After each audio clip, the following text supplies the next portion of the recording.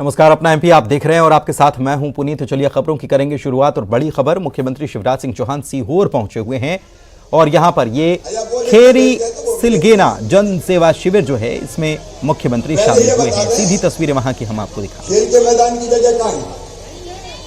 नहीं हो सकती है, कहां हो सकती है?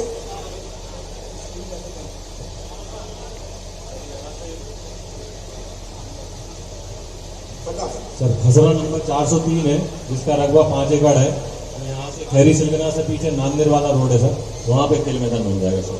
जगह चिन्हित कर ली थी सर जब आपने नहीं, हमारी बानर सेना भांजे भांजे तैयार है कि नहीं है? तैयार, भांजे भांजी सब तैयार, तो ठीक है। अभी नहीं, ऐसे बीच में मत बोलो, सब गड़बड़ हो जाएगा। कोई वहां से बोले, कहीं वहां से बोले, तो मामा कहां से बोले? अब आ जाते हैं हम भैया। मछुआई सिलगेना से मछुआई रोड नहीं बन पा रहा, बहुत परेशानी हो रही है। पहले ये बात कर लेना। अब कुछ सीएम जन सेवा शिविर लगाए ये, और ये मैंने इसलिए लगाया, हर पंचायत में हम लगा रहे हैं। ये इसलिए लगाया कि जनता को अपने कामों के लिए भटकना नहीं पड़े और अपनी समस्याओं का समाधान शिविर में ही हो जाए। अभी तक खैरी सिलगेना में जो पहले कब शिविर लगाया था, इधर आ जाए, पहले कब शिविर लगाता है? 26 को लगा था। कितने आवेदन आए थे ये बताओ? सर खैरी सिलगना में जो पिछली बार शिविर लगा था सर, 212 आवेदन आए थे सर। 212 में से सर 170 का निराकरण कर दिया। आप फटाफट बताते जाए काय के थे ज्यादा? सर सबसे ज्यादा सर आयुष्मान कार्ड 110 लोग के आयुष्मान कार्ड बनाने के थे सर, उसमें से 81 के बन गए सर। 4 प्रधानमंत्री उज्ज्वला योजना के आए थे सर गैस के लिए, वो EKYC करा दिए सर। तो अभी तक कितनी गैस के कनेक्शन दिए हैं? पुराना रिकॉर्ड बताओ सर। पहले से इस गांव में सर 190 गैस के कनेक्शन पहले से हैं सर, और 4 के और आवेदन आए हैं तो सर वो 4 की भी EKYC करा दिए सर। इसके अलावा सर एक करके देख लेंगे इसको। एक ले लो प्रधानमंत्री और किसान सम्मान निधि और मुख्यमंत्री किसान कल्याण योजना। जी सर। इसके कितने? क्योंकि मेरे पास एक दरखास्त आई, वो निकालना के सम्मान निधि में नाम नहीं।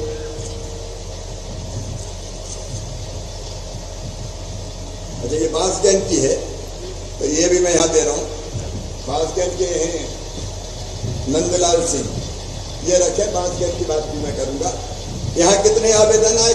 ऐसे कोई है जिनको खेती अपने नाम पे है और 6,000 रुपया प्रधानमंत्री वाले और 4,000 रुपया मुख्यमंत्री वाले खाते में नहीं आते? ऐसे कोई किसान है क्या?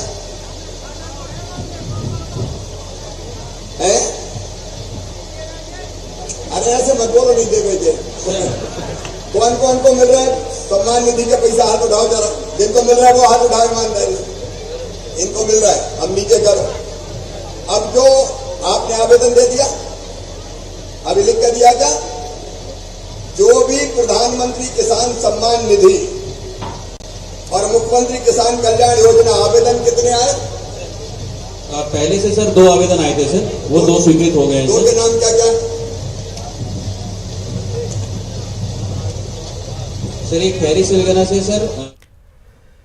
तो यहां पर मुख्यमंत्री लोगों से बात करते हुए मौके पर ही समाधान करने का प्रयास भी यहां पर कर रहे हैं। बढ़ते आगे, दिल्ली से बड़ी खबर आपको बता रहे हैं। सूरजकुंड में चिंतन शिविर दरअसल चल रहा है। यहां पर आज प्रधानमंत्री नरेंद्र मोदी भी इस चिंतन शिविर में वर्चुअली जुड़े हैं और प्रधानमंत्री ने one nation one police uniform का सुझाव यहां दिया है। कहा है कि देश का कोई भी नागरिक कहीं पर भी जाएगा तो उसे देखते ही पता चल जाएगा कि ये पुलिसकर्मी है, अगर वन नेशन वन यूनिफॉर्म हम अपनाते हैं तो।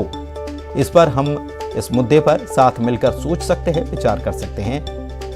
हालांकि उन्होंने ये कहा कि उस राज्य का एक टैग हो सकता है, यूनिफॉर्म में अलग टैग हो सकता है, लेकिन पहचान अगर यूनिफॉर्म एक रहती है तो समान बनेगी। इस विचार पर चर्चा की जा सकती है।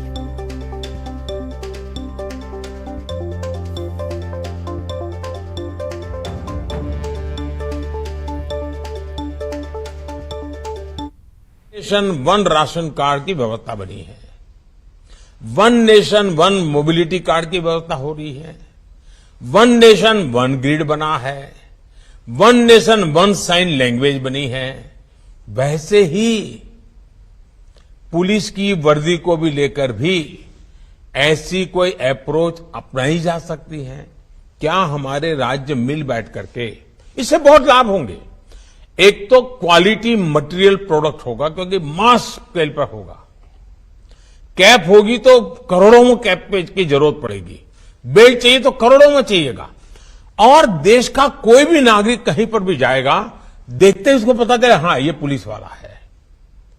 अब जैसे पोस्ट ऑफिस का डिब्बा, हिंदुस्तान में कोई पढ़ा लिखा अनपढ़ आदमी को मालूम है ये पोस्ट का डिब्बा है, यहां ना कागज डाला वह पहुंचता है। एक पहचान होती है। हमारे लिए भी आवश्यक है कि हमारे देश के पुलिस बेड़े में हम सोचें, साथ मिलकर के सोचें, कोई किसी पर थोपने की जरूरत नहीं है। एक इवॉल्व करें, आप देखिए बहुत बड़ा लाभ होगा और एक दूसरे की ताकत में इजाफा होगा।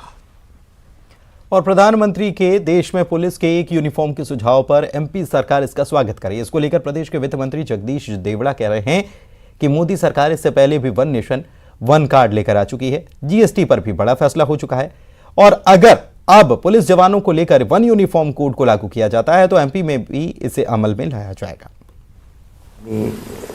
प्रधानमंत्री जी का तो ये रहा है संकल्प कि वन नेशन वन कार्ड जैसा रहा है, ऐसे हर मामले में, जैसे जीएसटी में उन्होंने किया, एक रूपता जो लाने का प्रयास किया है वो प्रधानमंत्री जी की देन है।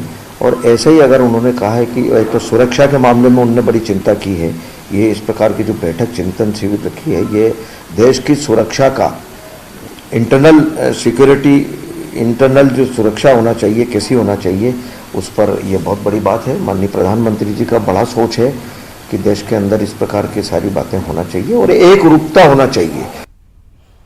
तो एक रूपता होनी चाहिए, ये मध्य प्रदेश की तरफ से प्रदेश के वित्त मंत्री जो हैं जगदीश देवड़ा, उन्होंने कहा है कि जीएसटी भी पूरे देश में लागू हो चुका है, अब एक जैसा टैक्स लोग देते हैं, वन नेशन वन कार्ड की भी बात हो चुकी है, और अब अगर देश भर में यूनिफॉर्म भी पुलिस की एक हो तो इससे बेहतर कुछ नहीं हो सकता। अनुराग श्रीवास्तव भोपाल से हमारे संवाददाता हमारे साथ जुड़े हुए हैं, उनसे बात करते हैं। अनुराग, अनुराग आप सुन पा रहे हैं?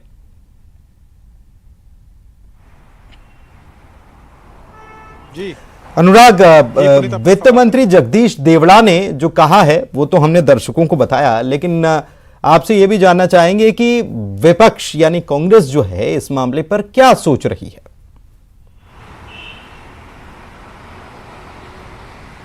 देखिए पुनीत, प्रदेश सरकार मोदी के सुझाव का स्वागत कर रही है और कह रही है कि यदि पूरे देश भर में इस तरीके से एक यूनिफॉर्म कोड को लागू किया जाता है तो उस पर अमल किया जाएगा। ये स्वागत योग्य कदम है। लेकिन अभी हमारी कांग्रेस से प्रतिक्रिया हमने ली है। कांग्रेस ने इस पर अपना विरोध जताया। उन्होंने कहा कि ये राज्यों का विषय है कि पुलिस का ड्रेस कोड क्या होना चाहिए, और यदि एक समान ड्रेस कोड होगा तो इससे कई तरह की शिकायतें और दिक्कतें निकलकर सामने आएंगी। यानी मसलन कांग्रेस का कहना है कि यदि मध्य प्रदेश की पुलिस दूसरे राज्य में जाकर यदि एक ही ड्रेस में काम करती है तो उसको पकड़ना मुश्किल होगा यदि कोई शिकायत निकल कर आती है। तो कहीं ना कहीं समन्वय बनाने का काम बेहतर हो सकता है। लेकिन एक यूनिफॉर्म को लेकर कांग्रेस अपना विरोध दर्ज कराती हुई यहाँ पर नजर आ रही है। लेकिन प्रधानमंत्री नरेंद्र मोदी ने जिस तरीके से सुझाव दिया है और उसको लेकर यदि आने वाले दिनों में कोई कदम उठाया जाता है तो मध्य प्रदेश में उसका सबसे पहले असर दिखाई देगा, क्योंकि वित्त मंत्री ने इसका पूरी तरीके से समर्थन किया है। ये आपसे मैं समझना चाहूंगा अनुराग कि यूनिफॉर्म को लेकर जो बात कही जा रही है, अलग यूनिफॉर्म होनी चाहिए कांग्रेस की तरफ से, कई राज्यों की तो यूनिफॉर्म सेम भी होती है, एक जैसी होती है, तो फिर ऐसे में तो वहां तो समस्या पहले से बनी हुई है।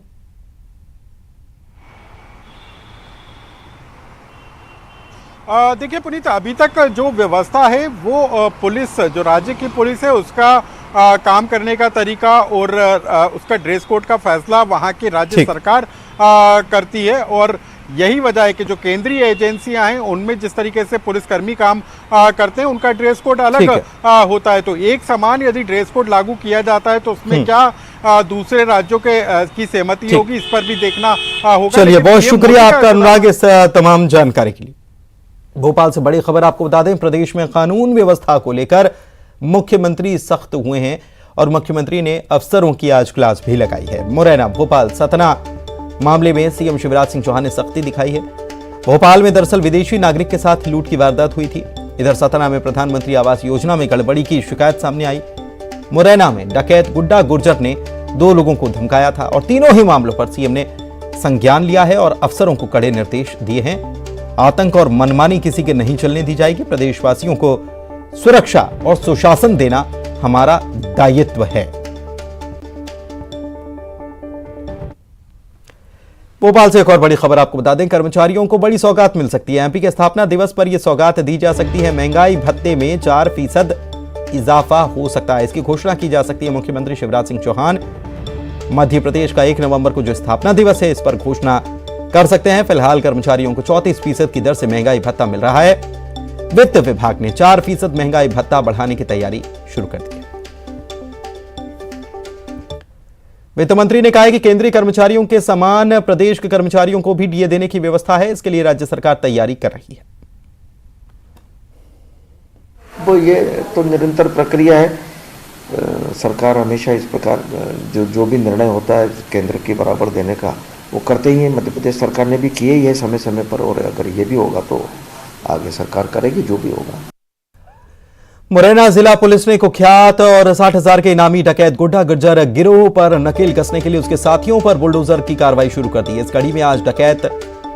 कड़ी में कल डकैत कल्ला गुर्जर के मकान को पुलिस ने जमींदोज किया था। कार्रवाई के दौरान बड़ी संख्या में पुलिस बल भी मौजूद था।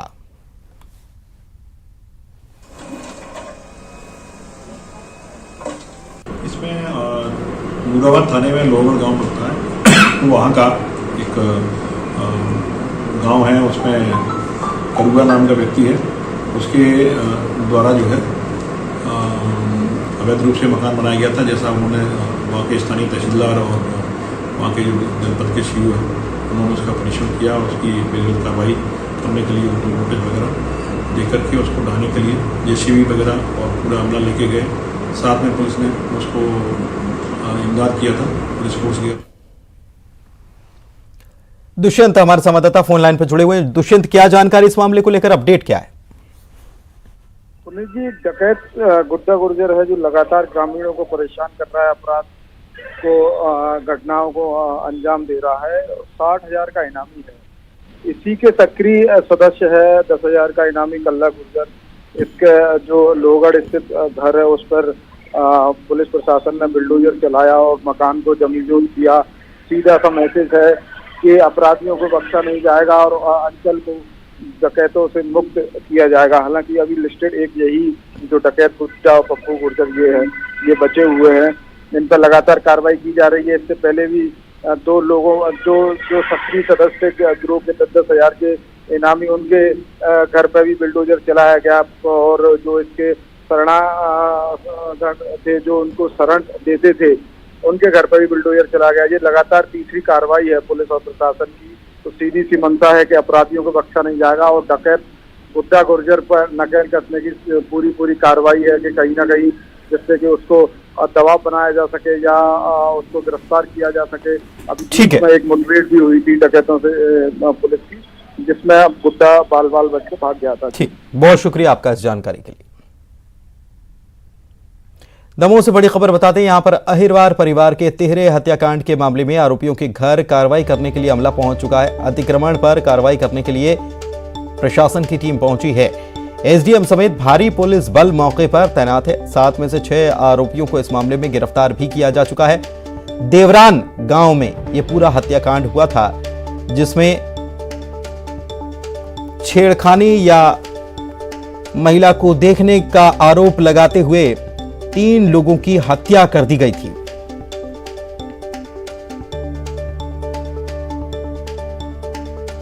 सात इस मामले में आरोपी बनाए गए हैं और 7 में से 6 गिरफ्तार भी कर लिए गए हैं। इसके बाद जो लोग हैं पीड़ित परिवार के, उन लोगों ने प्रदर्शन भी किया था और कार्रवाई की इन लोगों के घर पर मांग भी की गई थी कि इन लोगों के घर पर भी जो बुलडोजर चलाने की कार्रवाई की जा रही है, सबक सिखाने के लिए इन लोगों के घर पर भी ऐसी कार्रवाई होनी चाहिए।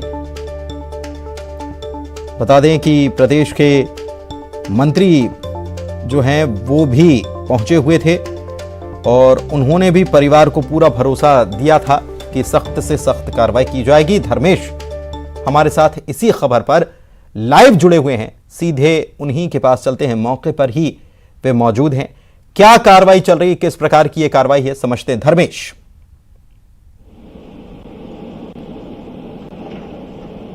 जी पुनीत, मैं बता दूं जो 24 तारीख है, 24 तारीख को जो ये पटेल परिवार है और अहरवार परिवार, इन दोनों परिवारों के बीच में थे महिला को छेड़खानी के लेकर के एक छोटा सा विवाद उठा था।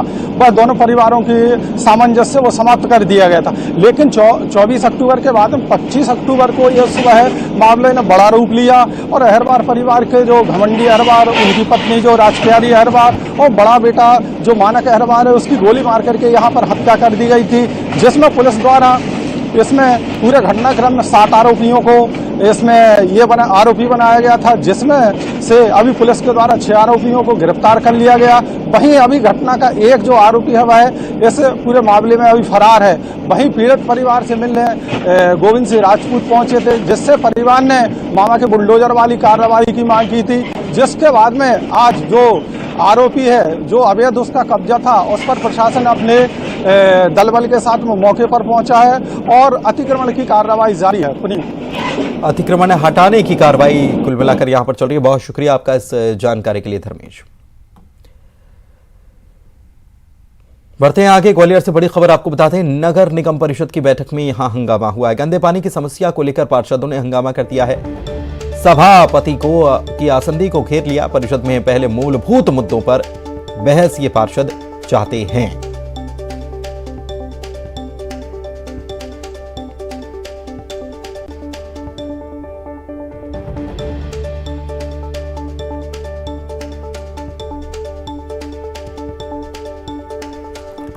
तो गंदे पानी की समस्या को लेकर पार्षदों ने हंगामा कर दिया है।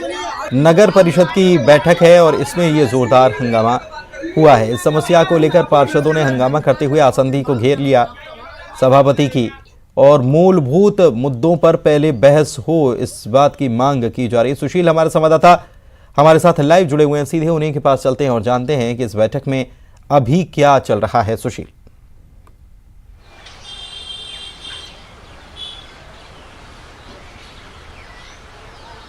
सुशील, आप सुन पा रहे हैं? जी बिल्कुल, देखिए आज ग्वालियर में नगर निगम की परिषद की बैठक थी और इस बैठक में जैसे ही यहाँ सदन की कार्रवाई शुरू हुई, उसी शुरुआत के दौरान ही जब इस परिषद की बैठक में एजेंडे रखे जाने थे, एजेंडों पर चर्चा होनी थी, उसके पहले ही विपक्ष में भारतीय जनता पार्टी के पार्षदों ने सभापति की आसंदी घेर ली और पार्षदों की मंशा यही थी कि इस बैठक में जो एजेंडे हैं उन एजेंडों पर चर्चा करने से पहले शहर की जो मूलभूत सुविधाएं हैं उनको लेकर चर्चा होनी चाहिए। जैसे शहर में गंदे पानी की सप्लाई से लोग परेशान हैं, इसके अलावा जो सड़कें खुदी हुई है उससे लोग परेशान हैं, इसके अलावा गंदगी और डेंगू जैसी परेशानियां लोगों के सामने हैं। तो जो विपक्ष के भारतीय जनता पार्टी के पार्षद थे उनका यही कहना था कि सबसे पहले जो चर्चा है वो चर्चा मूलभूत समस्या और लोगों की परेशानियों पर होनी चाहिए, उसके बाद एजेंडों पर चर्चा हो।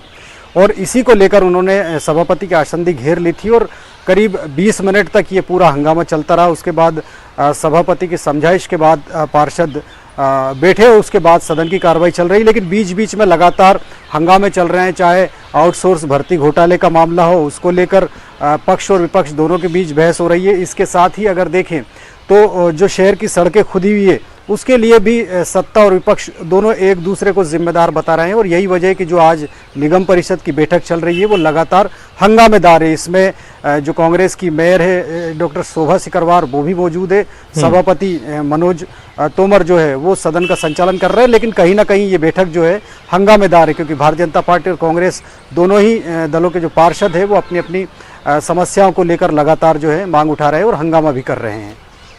बहुत लंबे वक्त के बाद ये बैठक वैसे भी बुलाई गई है क्योंकि कोविड के बाद लंबे समय के बाद चुनाव हुए, उसके बाद अब ये बैठक, और फिर बैठक में जब कांग्रेस और बीजेपी आमने सामने आ जाएं तो हंगामा होना लाजमी सी बात। बहुत शुक्रिया आपका। खबर ग्वालियर से ही है, जहां पर सराफा बाजार स्थित एक शोरूम में चोरी की वारदात आई है सामने। यहां पर ग्राहक बनकर आई 2 महिलाएं शोरूम संचालक को चकमा देकर सोने की चेन लेकर भाग निकली। ये पूरी घटना सीसीटीवी में कैद हो गई है। चेन की कीमत जो है वो 50,000 रुपए बताई गई है। घटना के बाद संचालक ने थाने में केस दर्ज करा दिया है। पुलिस भी सीसीटीवी के आधार पर महिलाओं की तलाश में जुटी हुई है।